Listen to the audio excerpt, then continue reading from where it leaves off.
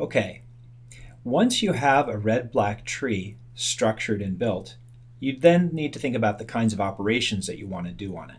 Now remember, the reason why we're implementing a red-black tree is because we want to be able to implement a set so that other people can call our data structure, add things to it, remove things from it, check to see whether things are present or not, and we do that quickly and efficiently. And we're going to do that by using an implementation, which is the red-black tree. So the first thing that we need to consider is, let's say that we want to insert something into our tree. Someone says, add this element to your tree.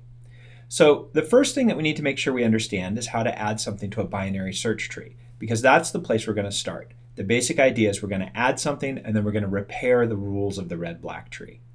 So first we insert something into the binary search tree the way you insert something into a binary search tree, by first checking to see whether or not the root is null. If the root is null, then the new element goes there. Otherwise, we look to see what the data is at the node we're currently at, and we either move left or right, recursively adding this data to the left side or the right side, depending on whether the value that we want to insert is greater than or less than the node we're currently at. Now finally, when we get to the place where we want to insert it, we have to add the additional constraint of the red-black tree. So in addition to inserting the node in the data, we also have to decide what color it's going to be. And so the rules that we're going to follow are that if we insert it in the root, the color of our node is going to be red. And we're done. The color of our node is going to be black if we insert it in the root. And then we're done.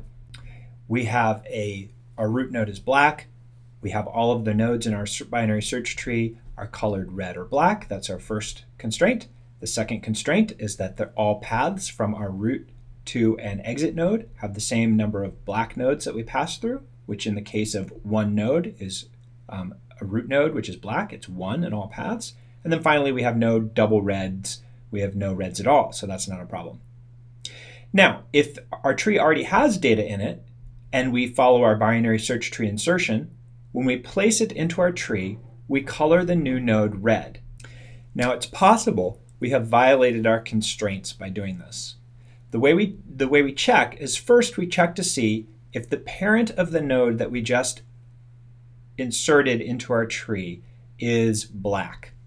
If the parent is black, then we have not violated any of our rules by adding a red node. Because we only have red and black nodes in our tree, we have no double reds because our red's parent is black, and we have an equal exit cost because by adding a red node, we didn't change the exit cost at all. The problem that we run into is if when we added our red node, we find that our parent is also red. So in this case, we have to repair our tree to get rid of the double red violation. What we know, therefore, is that we have a tree where we have a node that we just added was red, the parent is red, and because of the way our red-black tree has been built, we know the grandparent is black. That gives us 4 different situations that we could be in. Here they are. We are in a situation where a portion of the tree looks like one of these 4 conditions. Now notice that the new node that we added is always the bottom red here.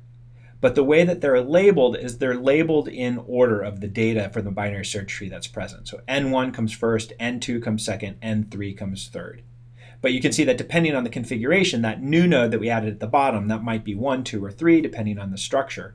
And the other thing to notice is the way in which the subtrees hang off. So T1, T2, T3, and T4 represent entire large trees, possibly, that are underneath each one of those nodes. And what we have to do is we just have to reconfigure this section of the tree in order to make sure that we get rid of the double red violation.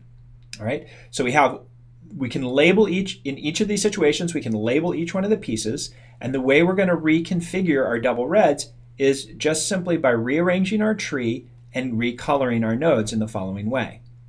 Whatever was N1 gets N1 and N2 hanging off it, and it becomes black. Whatever was N2 becomes red and has N1 and N3 as children. And whatever was N3 gets N3, T3, and T4 as children and is colored black. And in this way, this subtree has maintained the binary search tree properties, keeping everything equal than or greater than the root node. And we've repaired the double red situation for this section of the tree. Now, by bubbling up our red node from the double red up to where N2 is now, we may have incurred a problem where the parent of N2 is red. And so we're going to recursively solve this double, we're going to check to recursively to see if the double red problem exists in N2. So we're going to have a new situation where N2 is treated as the new data that has been entered, and we're going to recursively solve it on the way up. So our problem is going to get smaller because we're moving closer to the root node, and our base condition is we have a situation where there are no double reds. So the way that we recursively fix it is if N2 is now our root node, then we just turn it black. We add 1 to the exit cost for all possible paths.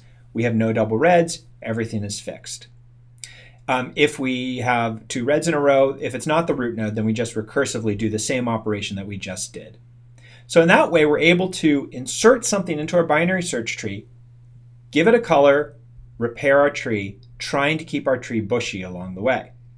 It may entail a rotation of our tree, depending on the structure of it, but we end up keeping our tree basically in this full condition. How much work does this take? Well, we know that inserting something into a binary search tree takes at most h steps, so h being the height of our tree. Finding that point is at most h steps. And we know that the number of elements in our tree is 2 to the n. The number of elements in our tree is n.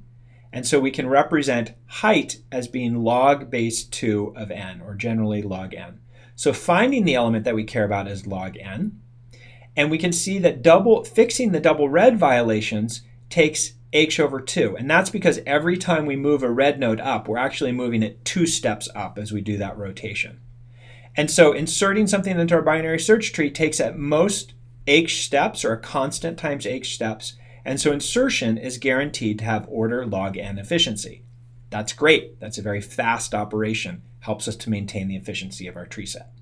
All right, let me give you an opportunity to look at that in a little demo as we insert some elements into our tree and see if you can see that as the demo animates the different insertion steps, if you can see how those structures of the trees with double reds get rotated around or bubbled up along the way.